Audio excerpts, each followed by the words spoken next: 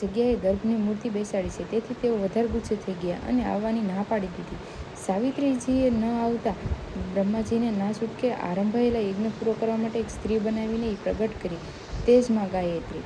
આમ ગાયત્રીને પોતાની સાથે બેસાડીને યજ્ઞકાળ આગળ ચાલુ રાખ્યો.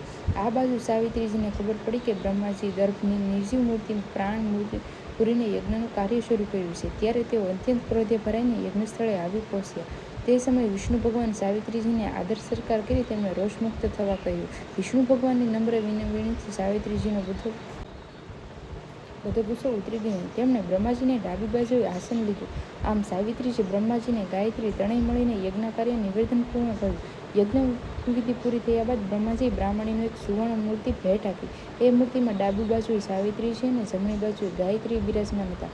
આમ પુષ્કરમાં ગાયત્રી માતાનો પ્રાદુર્ભાવ થયો. બ્રાહ્મણજી તીર્થરાજ પુષ્કર સરોવરના કિનારે સુંદર મંદિર બાંધી તેમની મૂર્તિની સ્થાપના. અને હા મિત્રો, તમને અમારા આ વિડીયો અને વાર્તા ગમી હોય તો લાઇક, શેર અને સબસ્ક્રાઈબ કરવાનું ભૂલતા નહીં. મળશું નેક્સ્ટ વ્લોગમાં.